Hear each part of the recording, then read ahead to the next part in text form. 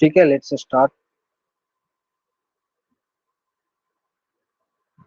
तो historical background, जो हमारा कॉन्स्टिट्यूशन जो शुरू हुआ था, तो उसके पीछे एक हिस्ट्री रहा है। कोई भी चीज कोई भी कुछ भी आती है हमारे पास, वो इवॉल्व होती है। अगर हम होमो सैपियन है तो हमारा इवोल्यूशन हुआ है फ्रॉम नियंदरथल, ठीक है, चिंपांजी टू नियंदरथल टू लाइकवाइज, ठीक है, तो हमने डेवलप किया है। तो ऐसे कॉन्स्टिट्यूशन का भी इवोल्यूशन हुआ है। तो इसका जो कॉन्स्टिट्यूशन का इवोल्यूशन का बेसिस एक हिस्ट्री है, ठीक है। बहुत सारे एक्ट है, ब्रिटिश रूल है, ठीक है, क्योंकि कॉन्स्टिट्यूशन तो एक वेस्टर्न कंसेप्ट है। तो इसके पीछे की कहानी जो है वो ब्रिटिश की है। ब्रिटिश आए थे 1600 में, तो वो ट्रेड करना शुरू कर दिए। उस समय जहांगीर रूल कर रहे थे। उन्होंने अ, जो रू- तो इंग्लिश कंपनी को सपोर्ट भी किया था। पोर्टुगल उस समय परेशान कर रहा था उधर। तो थॉमस रो है, उनकी आर्मी ने हराया था पोर्टुगल को, तो फरमान दिया था कि आप रूल करो। सूरत में अपना पहला फैक्ट्री बनाया ब्रिटिश ने, ठीक है। तो एनीवे, तो British India came as a trader, ठीक है, in the form of East India Company. और ईस्ट इंडिया कंपनी को चार्टर यानी एक पॉलिटिकल फरमान दिया गया कि आप East India, eastern part of the continent, जो कि जहां इंडिया है, वहां आप रूल कर सकते, वहां आप ट्रेड कर सकते हैं। और ये चार्टर किसने दिया था? क्वीन एलिजाबेथ, ठीक है। तो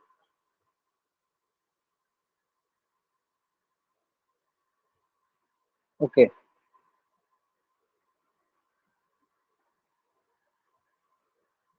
हाँ, तो क्वीन एलिजाबेथ ने चार्टर चार्टर दिया था कि आप रूल कर सकते हो, सॉरी, ट्रेड कर सकते हो। तो इधर ट्रेड करने आए, लेकिन उन्होंने देखा कि इधर फूट है, जो रूलिंग क्लास है, मराठास, हैदराबाद निजाम, फिर मैसूर, ठीक है, बंगाल, ये सब में आपसी मतभेद थी। तो धीरे धीरे बैटल ऑफ प्लासी हुई। बैटल ऑफ प्लासी जो 1757 में हुई। देन 1764 में हुई बैटल ऑफ बक्सर, जहां पे अवध और इलाहाबाद, अवध मुगल और बंगाल एक तरफ था, मीर कासिम बंगाल की तरफ से, शुजाउद्दौला अवध, शाह आलम मुगल, और फिर एक तरफ ब्रिटिश थी। और British British got victorious and it resulted into treaty of Allahabad, ठीक है। तो यहाँ से हमारा कॉन्स्टिट्यूशन का हिस्ट्री शुरू होता है। अगर आप कोई क्वेश्चन का आंसर कर रहे होगे और कॉन्स्टिट्यूशन का हिस्ट्री से कुछ रिलेटेड है, तो आप सीधे शुरू करोगे 1765 से, जो ट्रीटी ऑफ इलाहाबाद था, ठीक है। ट्रीटी ऑफ इलाहाबाद क्या कहता है कि जो ब्रिटिश का कंपनी है, जो ईस्ट इंडिया कंपनी है, उसका दो राइट है। एक दीवानी राइट, एक हो गया निजामत राइट, ठीक है। तो कंपनी ने दीवानी राइट को एक्वायर कर लिया, यानी रेवेन्यू, सिविल जस्टिस, ठीक है, मनी, फाइनेंशियल पावर, तो रेवेन्यू कंपनी के पास आ गई। और जो निजामत था, वहां पे भी अपना ऑफिशियल को प्रमोट करते थे वो, और वो जैसे नवाब के अंदर होता था, ठीक है। चलिए, ये सब इंपॉर्टेंट नहीं है, हम मॉडर्न हिस्ट्री की तरफ ज्यादा जा रहे हैं। तो 1765 में ईस्ट इंडिया कंपनी ने दीवानी ऑब्टेन की बंगाल, बिहार और उड़ीसा का, ठीक है। तो यहां से टेरिटोरियल पावर के रूप में इसने अपना करियर को शुरू किया। देन नेक्स्ट होता है 1858 में सिपाही म्यूटिनी आता है। तो सिपाही म्यूटिनी जैसे आता है, तो ब्रिटिश क्राउन ने अपना रिस्पॉन्सिबिलिटी को एज्यूम कर लिया। उन्हें लगा कि ईस्ट इंडिया कंपनी अब रूल नहीं कर पाएगी। तो फिर जैसे आजादी मिलती है, तो हमें एक कॉन्स्टिट्यूशन तो चाहिए। हमने बहुत सारे कंट्री के कॉन्स्टिट्यूशन से कुछ कुछ पॉजिटिव बातें ली, कुछ कुछ बोरो किया, और अपने अनुसार इंडियन सिचुएशन के अनुसार मॉडिफाई कर लिया, ठीक है। और 26 जनवरी 1950 को कॉन्स्टिट्यूशन केम इनटू बीइंग, यानी केम इनटू इफेक्ट। क्वेश्चन इस पे आता है कि कॉन्स्टिट्यूशन को अडॉप्ट कब किया गया था? 26 नवंबर 1949, ठीक है। लेकिन कॉन्स्टिट्यूशन को इनैक्ट किया गया था 26 जनवरी 1950। और बहुत सारे फीचर्स जो हमारे कॉन्स्टिट्यूशन का, उसका रूट कहाँ है? ब्रिटिश रूल में। तो बहुत सारे इवेंट है, बहुत सारा चार्टर एक्ट है, बहुत सारा रेगुलेटिंग एक्ट है जो ब्रिटिश ने पास किया। वो एक लीगल फ्रेमवर्क बना हमारे गवर्नमेंट का फंक्शनिंग के लिए और ऑर्गेनाइजेशन के लिए। आज भी हम बहुत कुछ फॉलो करते हैं जो जिसमें हमारा रूट ब्रिटिश की ओर जाता है। ये सब पता ही आपको। ठीक है। These events have greatly influenced our constitution। ठीक है, जो भी ब्रिटिश रूल में जो भी बहुत सारे सिचुएशन हुए थे जिसने इन्फ्लुएंस किया।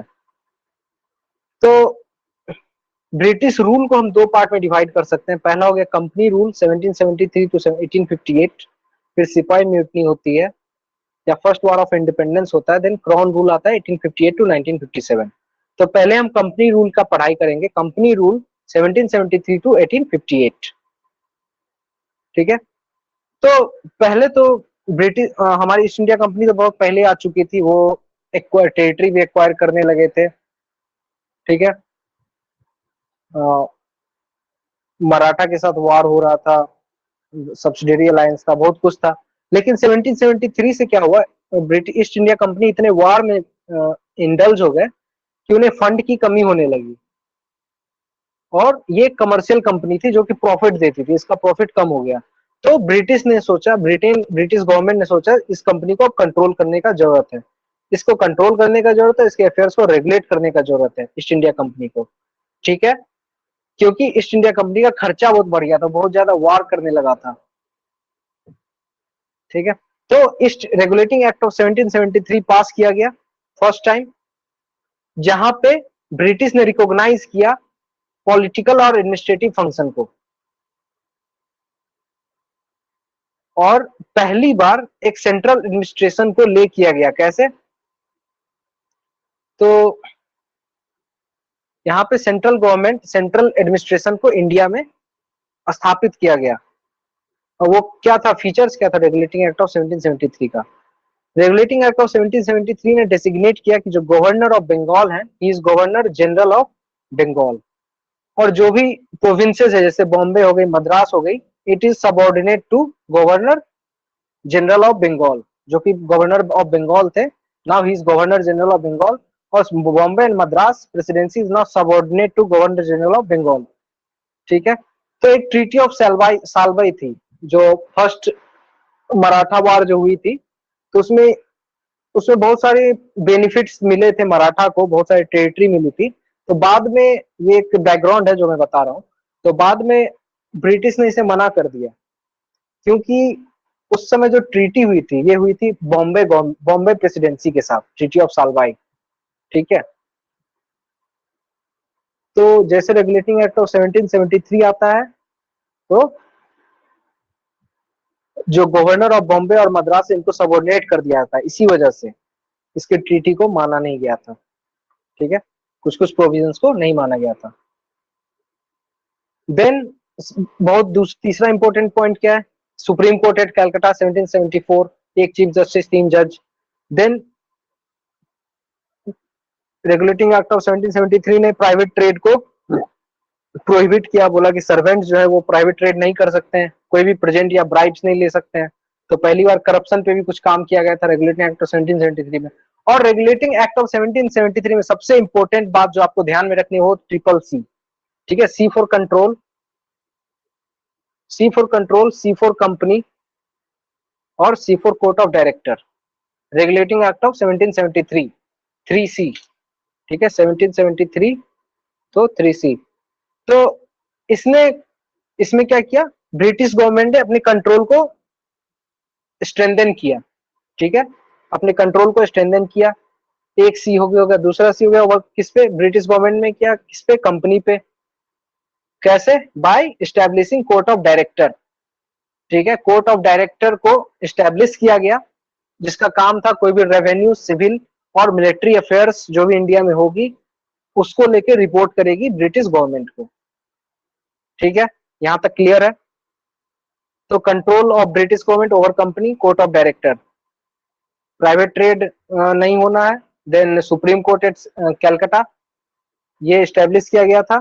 Governor of Bengal became governor general of Bengal, यानी सेंट्रल जो सेंट्रल एडमिनिस्ट्रेशन है इसको स्ट्रॉन्ग किया गया। ठीक है, ये है regulatory act of 1773। Then comes amending act of 1781। तो अमेंडिंग एक्ट ऑफ 1781 में कुछ नहीं हुआ था, it was just to rectify some of the mistakes of regulating act of 1773। तो यहाँ पे सुप्रीम कोर्ट के पावर को थोड़ा सा कम कर दिया गया। ठीक है, तो इसको एक्ट ऑफ सेटलमेंट भी कहते हैं, और यहाँ पे कुछ नहीं, जो जुरिस्डिक्शन है सुप्रीम कोर्ट का उसे कम कर दिया गया। तो सुप्रीम कोर्ट का जुरिस्डिक्शन रेवेन्यू मैटर्स में नहीं रहेगी। सुप्रीम कोर्ट का जुरिस्डिक्शन जो है वो रहेगी सिर्फ over the inhabitant of Calcutta, यानी जो इंडियन है। ठीक है, तो उनको कंट्रोल करना है, तो रेवेन्यू मैटर्स में नहीं, और जो भी इंडियन मैटर है तो हो गया इनहेबिटेंट ऑफ कलकत्ता में सुप्रीम कोर्ट का जुरिस्डिक्शन रहेगा, और रहेगा आपको तो पर्सनल लॉ को एडमिनिस्टर करने के लिए। ठीक है, यहां से हमारा सेक्युलरिज्म का कंसेप्ट आता है। इंडिया में हम क्या फॉलो करते हैं, दो सेक्युलरिज्म होता है, positive secularism, negative secularism. India में हम फॉलो करते हैं positive secularism, because government can interfere into personal law, into our religion. ठीक है, तो यहाँ पे भी वही है, जो भी पर्सनल लॉ है उसको एडमिनिस्टर किया जाएगा। कभी कभी कोई कोई पर्सनल लॉ एंटी ह्यूमन हो सकता है। ठीक है, then comes it laid on the appeals from provincial court. अब जो प्रोविंशियल कोर्ट का जो अपील है वो direct governor general in council को जाएगा, नॉट सुप्रीम कोर्ट। ठीक है, ये ध्यान रखना, ये सबसे क्वेश्चन आ सकता है। सुप्रीम कोर्ट का जुरिस्डिक्शन को कम कर दिया गया। सुप्रीम कोर्ट का काम है पर्सनल लॉ को एडमिनिस्टर करना, कलकत्ता के वासियों पे ध्यान देना। ठीक है, देन प्रोविंशियल कोर्ट का जो अपील है वो गवर्नर जनरल काउंसिल पे जा सकता है, सुप्रीम कोर्ट पे नहीं जाएगा। तो इन शॉर्ट सुप्रीम कोर्ट के जुरिस्डिक्शन को कम कर दिया गया। देन आता है पिट्स इंडिया एक्ट 1784। तो इसका एक ही सबसे इंपॉर्टेंट है, क्या है, एक तो इसने रिकॉग्नाइज कर लिया कि जो भी कंपनी का टेरिटरी है वो ब्रिटिश पोजीशन है। तो एक तरह से इसने इशारा दिया कि हम ब्रिटिश अपना सोवेरेंटी को दिखाया, ठीक है, दर्शाया अपने सोवेरेंटी को। देन पिट्स इंडिया एक्ट 1784 क्या कहती है, कोर्ट ऑफ डायरेक्टर तो था ही पहले, बोर्ड ऑफ कंट्रोल एक नया आया। ठीक है, बोर्ड ऑफ कंट्रोल। ठीक है, ये नया चीज 1773 में ट्रिपल सी आया था, पिट्स इंडिया एक्ट 1784 में बोर्ड ऑफ कंट्रोल, और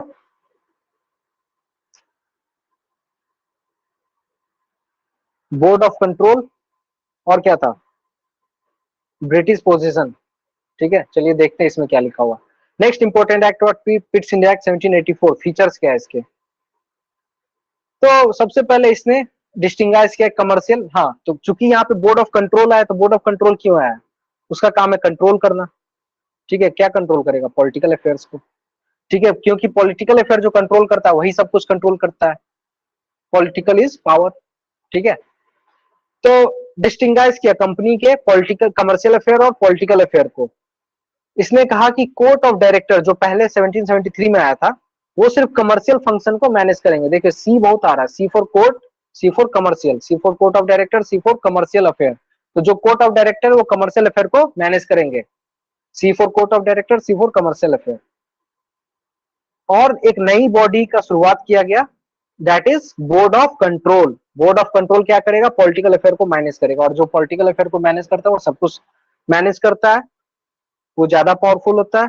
दज in this way court of director और बोर्ड ऑफ कंट्रोल मिलके क्या बना दिया, system of double government. Pitt's India act system of double government distinguish between commercial and political function. ठीक है, देन इट एम्पावर्ड, तो बोर्ड ऑफ कंट्रोल का काम क्या था, पॉलिटिकल अफेयर को देखना, यानी सिविल अफेयर, मिलिट्री गवर्नमेंट और रेवेन्यू जो है ब्रिटिश पोजीशन का, इस पे भी वो ध्यान देगा। तो दो रीजन से बहुत इंपॉर्टेंट है। पहला, कंपनी टेरिटरी जो है इसको पहली बार कहा गया ब्रिटिश पोजीशन इन इंडिया। तो इस हिसाब से एक ब्रिटेन ने अपनी सोवरेंटी को दर्शाई थी, सोवरेंटी को एक्सप्रेस किया था। Second, supreme control over company affair in administration. तो गवर्नमेंट जो है, ब्रिटिश गवर्नमेंट का सुप्रीम कंट्रोल किस पे आ गया, कंपनी पे आ गया, पिट्स इंडिया एक्ट 1784 से। देन आता है 1786, नॉट इंपोर्टेंट, लॉर्ड कॉर्नवालिस आया था, ये आप याद रख सकते हैं। लॉर्ड कॉर्नवालिस 1793 में अपॉइंट हुए थे। Sorry 1786 Lord Cornwallis was appointed as governor general of Bengal. ठीक है, तो इस वक्त 1789 में आपको याद होगा अमेरिकन वॉर ऑफ इंडिपेंडेंस हुई थी, जहां पे ब्रिटिश की हार हुई थी, फ्रेंच ने अमेरिकन का मदद किया था। तो हार होने से शर्मिंदा हुए थे कॉर्नवालिस, और उस समय उन्होंने पूरा इंश्योर किया कि फ्रेंच ऐसा कुछ ना कर पाए, तो इसलिए इन्होंने बोला कि हमें पावर ज्यादा दो, इस बार भेज रहे तो। He asked for power to override the decision of council.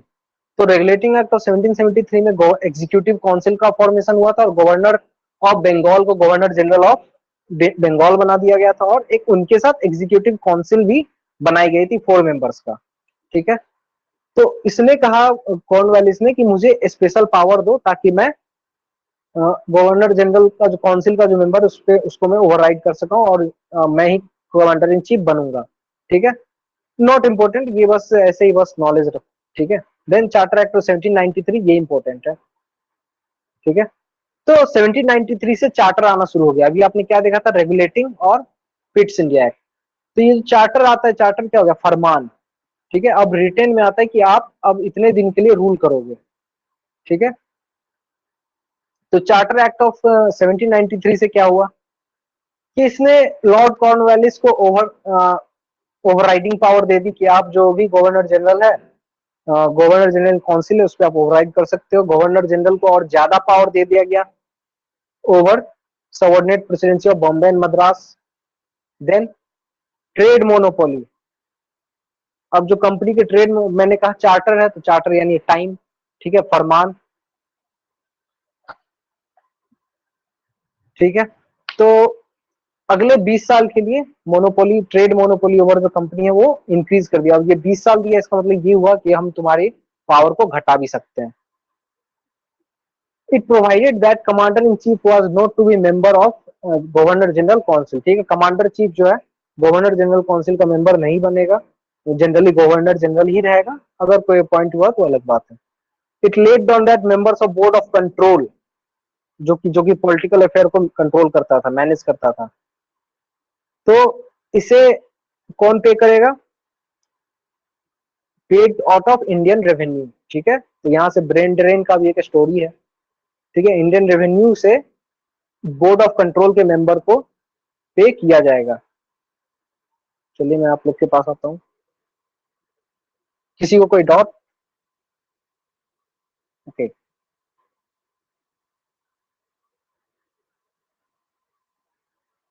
हम्म, हाँ, any doubt to anyone?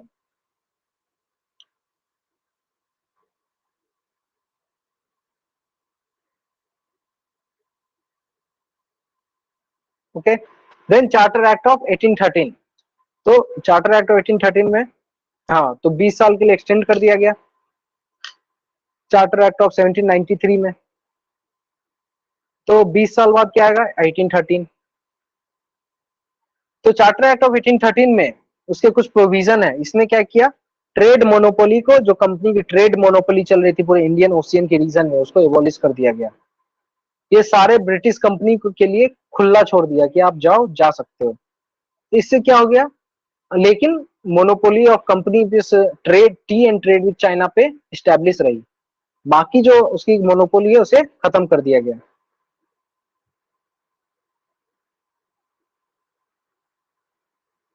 I want question, what is civil justice? Okay, हाँ, यही तो मैं पूछ रहा था।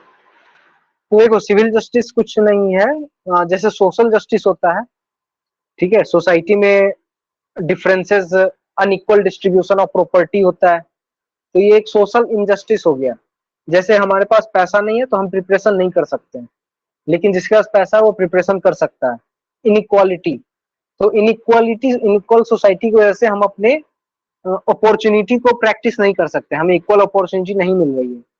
ठीक है, कहने के लिए इक्वल अपॉर्चुनिटी तो है, यानी पॉलिटिकल जस्टिस है, लेकिन सोशल जस्टिस तब आएगा जब गरीब इंसान को भी कोई रिजर्वेशन देके या गवर्नमेंट के सपोर्ट से उसे कुछ अपॉर्चुनिटी के योग्य कैपेसिटी उसका इंक्रीज किया जाए, तो उसे कहते हैं सोशल जस्टिस। ठीक है, क्लियर? क्लियर?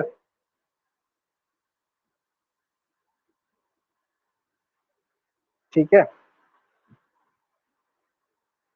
ओके।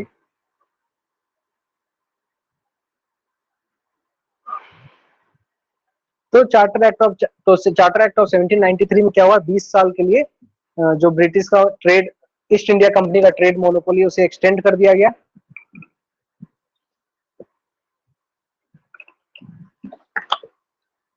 तो उसके बाद आता है charter act of 1813। Charter act of 1813 ने ट्रेड मोनोपोली जो कंपनी की थी उसे एबॉलिश कर दिया, और अब जो है ट्रेड अपॉर्चुनिटी इसे थ्रो ओपन कर दिया गया कि सबके लिए अब बहुत सारे ब्रिटिश कंपनी आने लगे ट्रेड के लिए। तो इससे क्या हो गया, जो इंडियन कंपनी था, इंडिजिनस कंपनी या इंडिजिनस जो हमारा इकोनॉमी था, उसे हर्ट हुआ। तो ट्रेड मोनोपोली तो ईस्ट इंडिया कंपनी खत्म कर दी गई थी, एक्सेप्ट टू थिंग। दो चीजों में ट्रेड मोनोपोली को खत्म नहीं किया गया था, वो था टी और ट्रेड विद चाइना। टी और trade with China charter act of 1813 में खत्म नहीं किया गया था, लेकिन ट्रेड मोनोपोली ओवरऑल खत्म कर दिया गया था। ये क्वेश्चन आता है किस एक्ट में हुआ था, तो आपको कंफ्यूजन होगा, चार्टर एक्ट ऑफ 1813 में हुआ था या चार्टर एक्ट ऑफ 1833 में हुआ था।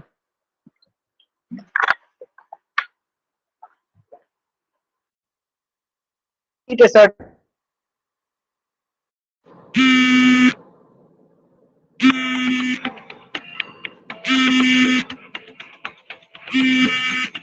One minute.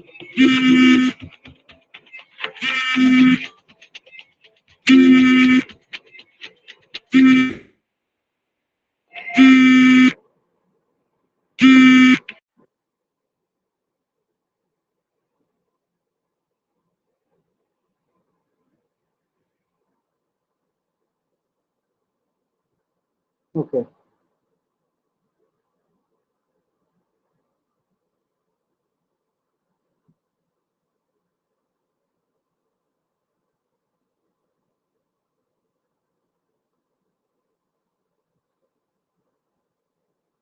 then comes Charter Act of 1813.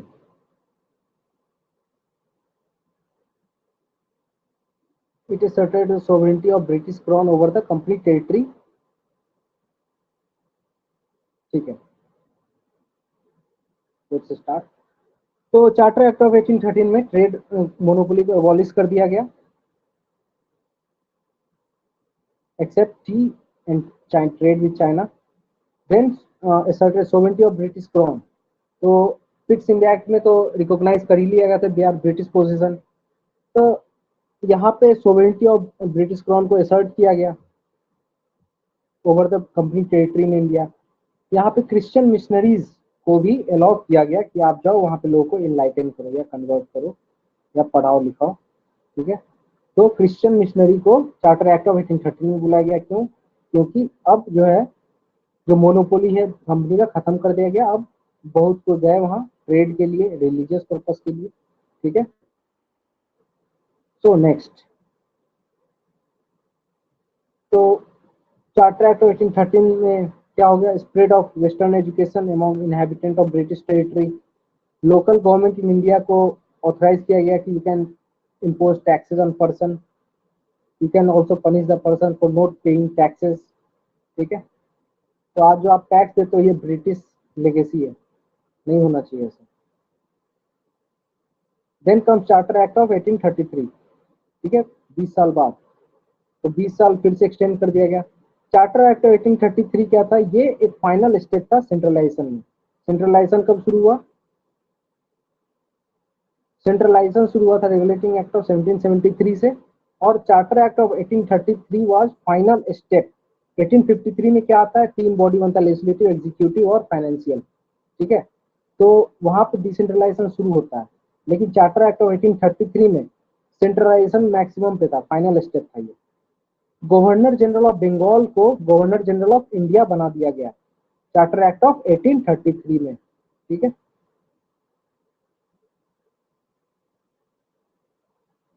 1833, ठीक है। चार्टर एक्ट ऑफ 1833 में गवर्नर जनरल ऑफ बंगाल को गवर्नर जनरल ऑफ इंडिया बना दिया गया, और ये सेंट्रलाइजेशन के और फाइनल स्टेप था। और गवर्नर जनरल ऑफ इंडिया में सारा सिविल और मिलिट्री पावर को वेस्ट कर दिया गया। for the first time the act created for the first time governor of India. ठीक है, तो जैसे ये गवर्नर जनरल ऑफ बंगाल जो है गवर्नर जनरल ऑफ इंडिया बन गया, तो यहाँ पे GOI आता है, गवर्नर जनरल ऑफ इंडिया। तो गवर्नमेंट ऑफ इंडिया को फर्स्ट टाइम यहाँ पे क्रिएट किया गया था, जिसके पास सारा ऑथोरिटी था, सिविल था, मिलिट्री था, ओवर टेरिटोरियल एरिया, पूरे टेरिटोरियल एरिया पे गवर्नर जनरल ऑफ इंडिया का ऑथोरिटी था। तो first governor general of India कौन थे? Lord William Bentinck. First governor general of Bengal Warren Hastings, और first governor general of India lord William Bentinck 1833।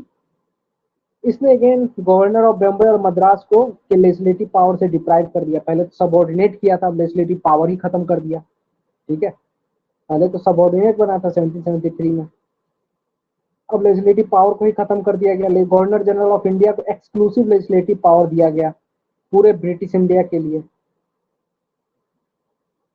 अब law जो बना इसमें, लॉ मेज under the previous act where called what? Regulation. ठीक है, चार्टर एक्ट ऑफ 1833 से पहले जो भी एक्ट था उसके अंदर जो लॉ बना था, चार्टर एक्ट ऑफ 1833 से पहले जो भी एक्ट था उसके अंदर जो लॉ बना था उसे हम कहते हैं रेगुलेशन।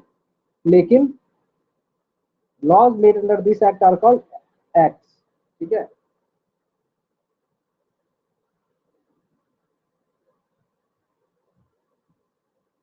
तो चार्टर एक्ट ऑफ 1833 से जो भी लॉ बनने लगा उसे हम एक्ट कहने लगे, क्योंकि यहाँ पे पहली बार गवर्नर जनरल ऑफ इंडिया यानी गवर्नमेंट ऑफ इंडिया का यूज किया गया था, और गवर्नर जनरल ऑफ इंडिया को सारा पावर दिया गया, पूरा कंट्रोल ओवर ब्रिटिश इंडिया दिया गया। जो लेजिस्लेटिव पावर है प्रोविंसेस का, मद्रास और बॉम्बे प्रोविंसेस का, कि गवर्नर का, वो भी डिप्राइव कर दिया गया। Governor of Bombay and Madras were deprived of their legislative power. ठीक है, governor of general of Bengal became governor general of India and he was vested with all civil and military powers। for the first time it created governor of India. ठीक है, वही बात है। First governor general कौन था? Lord William Bentinck.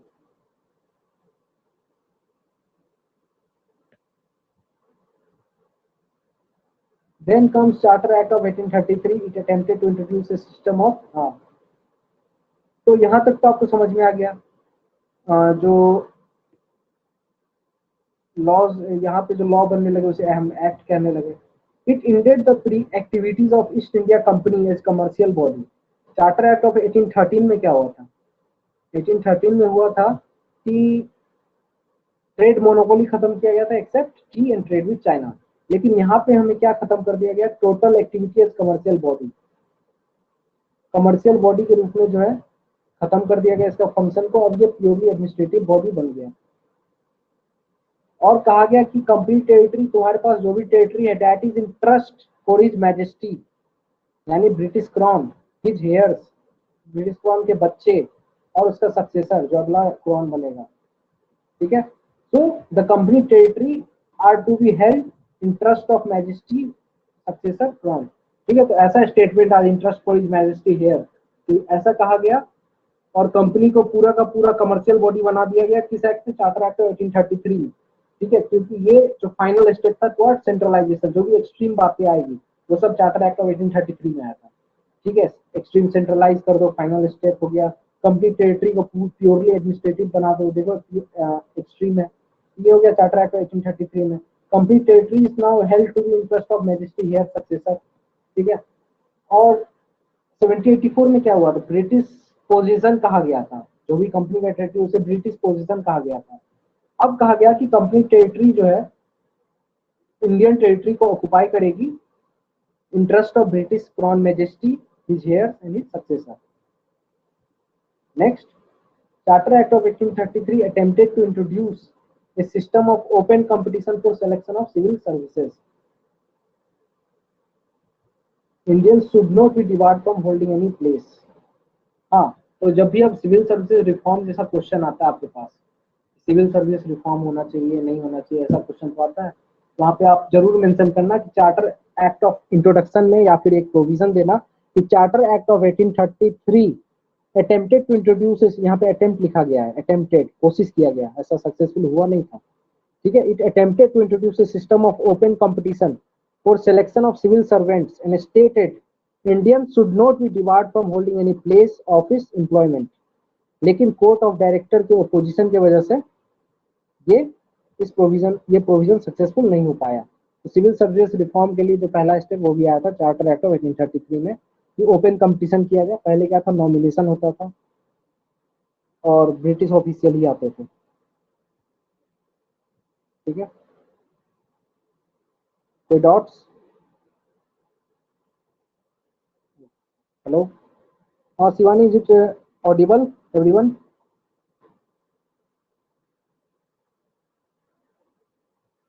Hello,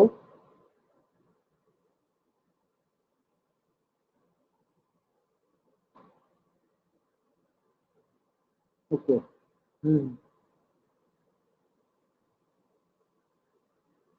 okay okay, thank you. 1 minute, let me, 1 minute मुझे देना।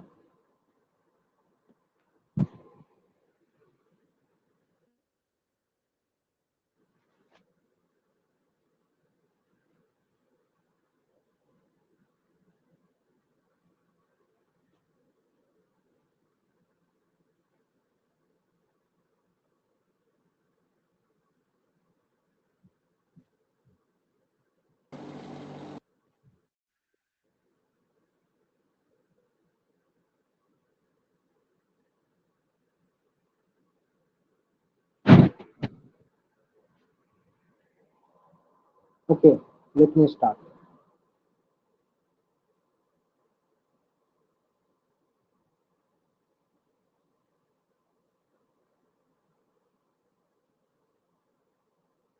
So Charter Act of 1853, then again Charter Act of 1833 में again 20 years more चार्टर दिया गया उन्हें। Then Charter Act of 1853, ये last था चार्टर एक्ट में। Between 1793 और 1853 पहला चार्टर एक्ट ऑफ 1793 पास किया गया। लास्ट है चार्टर एक्ट ऑफ 1853। ये भी एक सिग्निफिकेंट कॉन्स्टिट्यूशनल लैंडमार्क है। कुछ फीचर्स क्या है इसके? तो मैंने कहा था फाइनल स्टेप क्या था चार्टर एक्ट ऑफ 1833 में, सेंट्रलाइजेशन के लिए। तो यहाँ पे क्या किया, पहली बार सेपरेट किया गया लेजिस्लेटिव और एग्जीक्यूटिव फंक्शन को गवर्नर जनरल का। ठीक है, लेजिस्लेचर और एग्जीक्यूटिव, गवर्नमेंट ऑफ इंडिया का 3 पार्ट है, लेजिस्लेटिव, एग्जीक्यूटिव और जुडिशरी। तो ये एक, यहाँ से आप इसको कह सकते हो कि ये एक रूट है। लेजिस्लेटिव और executive function governor general council का सेपरेट किया गया। लेजिस्लेटिव काउंसिलर ऐड किए गए 6 न्यू मेंबर्स जो कि लेजिस्लेटिव काम करेंगे। ठीक है, तो in other words legislative governor general legislative council को स्टैब्लिश किया गया, जिसको कि हम बाद में क्या कहेंगे, इंडियन सेंट्रल लेजिस्लेटिव काउंसिल। ठीक है, ये क्या करेंगे, लेजिस्लेचर का काम होगा, यहाँ पे लॉ पास होगा। रियल में देखा, रियल में हुआ ये था कि ऐसा ब्रिटिश इसलिए कर रहे थे ताकि वहां पे दिखा सके इंडियंस को कि देखो हम तो प्रोसीजर के साथ रूल कर रहे हैं। ठीक है, लेकिन चलता बस गवर्नर जनरल का ही था। ठीक है, तो legislative wing of council function as mini parliament. ठीक है, तो जो लेजिस्लेटिव विंग जो बनाया गया था गवर्नर जनरल लेजिस्लेटिव काउंसिल, जो 6 न्यू मेंबर्स लेजिस्लेटिव काउंसिलर के रूप में ऐड किया गया था, इसे कहा गया था, जो कि गवर्नर जनरल लेजिस्लेटिव काउंसिल था, तो इसे कहा गया था मिनी पार्लियामेंट। तो इंपॉर्टेंट क्या, यहाँ पे फर्स्ट टाइम लेजिस्लेटिव और एग्जीक्यूटिव फंक्शन को सेपरेट किया गया था। ठीक है, गवर्नर जनरल लेजिस्लेटिव काउंसिल बना, जिसको कि हम कहते हैं सेंट्रल लेजिस्लेटिव काउंसिल। ठीक है, जिसे कि मिनी पार्लियामेंट भी कहा गया था। और वहां पे सेम प्रोसीजर था जो ब्रिटिश पार्लियामेंट में यूज होती थी।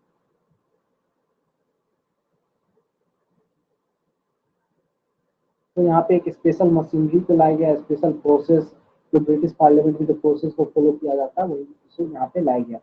देन 1833 में तो ओपन कंपटीशन को लाने का कोशिश किया गया था, लेकिन board of control, court of director जो कि कंपनी के लोग होते थे, कोर्ट ऑफ डायरेक्टर में उनका ऑपोजिशन की वजह से नहीं आ पाया, तो ओपन कंपटीशन को इंट्रोड्यूस किया गया। ठीक है, it introduce open competition system of selection and recruitment of civil servant.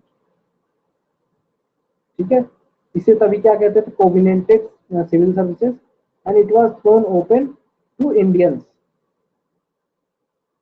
ठीक है, at that time civil services of company were classified into covenanted civil service या फिर higher civil service and uncovenanted civil service. The former was created by law of company while the latter was created otherwise. ठीक है, कभी कभी footnote भी पढ़ लेना चाहिए, थोड़ा इंटरेस्टिंग होता है.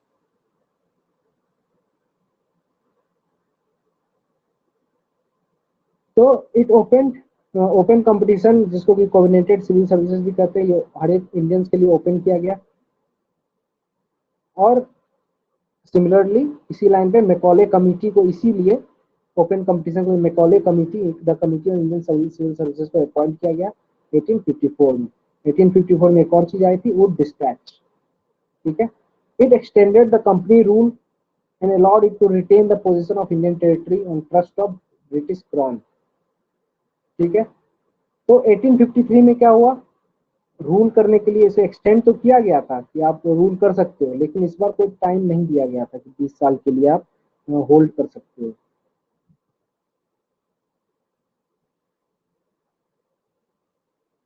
ठीक है, अनलाइक प्रीवियस चार्ट. तो ये क्लियर इंडिकेशन था कि अब आपकी रूल जा सकती है किसी भी समय में. तो क्योंकि आपको मालूम है 1853 में first Indian central legislative council का क्रिएशन हुआ था, लेजिस्लेटिव एग्जीक्यूटिव फंक्शन को चेंज डिवाइड किया गया था. तो लोकल रिप्रेजेंटेशन को भी इंट्रोड्यूस किया गया, लोकल पर्सन को भी इंट्रोड्यूस करो इसमें. 6 लेजिस्लेटिव मेंबर को इंट्रोड्यूस किया गया था गवर्नर जनरल काउंसिल में, जिसमें से जो 4 हैं वो लोकल प्रोविंशियल गवर्नमेंट यानी मद्रास, बॉम्बे और बंगाल और आगरा से आएंगे. ठीक है, तो लोकल रिप्रेजेंटेशन को इंक्रीज किया गया था गवर्नर जनरल लेजिस्लेटिव काउंसिल में. ठीक है, चार्टर एक्ट ऑफ 1853 में. उसके बाद फिर फर्स्ट वॉर ऑफ इंडिपेंडेंस होता है, then government of India act 1858. In the wake of revolt government of India act 1858 को लाया गया.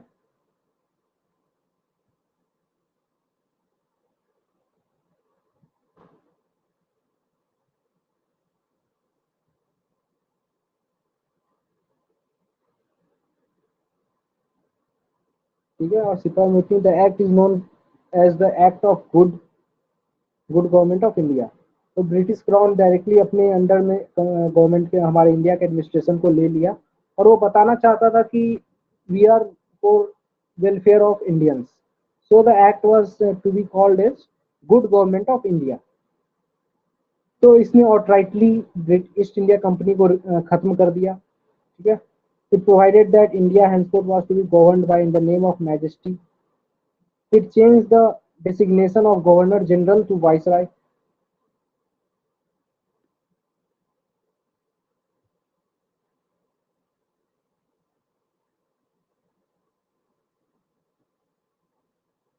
ठीक है, तो charter act government of India act 1858 में क्या हुआ,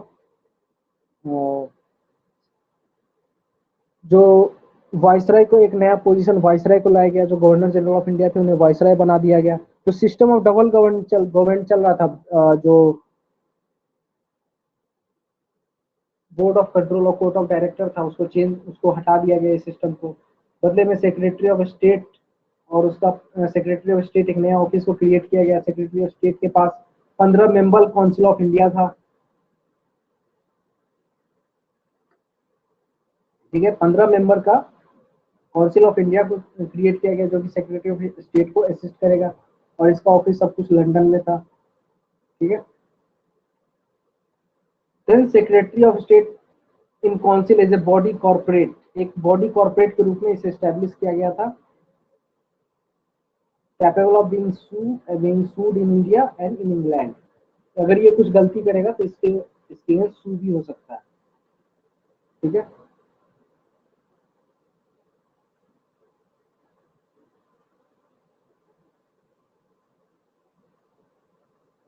यानी मुकदमा चलाया जा सकता है. ठीक है, हिंदी वर्ड में ढूंढ रहा. The act of 1858. The Act of 1858 largely confined to improvement of administrative machinery. तो यहाँ पे मेनली एडमिनिस्ट्रेशन को आसान किया गया ताकि दोबारा ऐसा रिवोल्ट ना हो जो हुआ था. इंडियन गवर्नमेंट को supervise and control in England, जो भी इंडियन गवर्नमेंट है उसे इंग्लैंड से कंट्रोल किया जाएगा, ऐसा इसका ऑब्जेक्टिव था. It did not alter in any substantial way system of government that prevail in India. तो जो पहले से जो उसका चल रहा था नियम वो सेम था, एक्सप्लॉइटेशन चल रही थी, बस उसे एडमिनिस्ट्रेशन में चेंज किया और कंट्रोल को थोड़ा बदला कि अब ब्रिटेन का डायरेक्ट कंट्रोल रहेगा, ठीक है, डायरेक्ट क्राउन रूल रहेगा, ठीक है। उसके बाद फिर 3 साल बीतते, 1861 इंडियन पीपल जो है थोड़ा कॉन्फिडेंस गेन करते हैं ब्रिटिश का, ब्रिटिश सोचती है अब इंडियन को एडमिनिस्ट्रेशन में असिस्ट करना चाहिए, ठीक है। तो 1861 में एसोसिएट किया गया इंडियन को लॉ मेकिंग प्रोसेस में।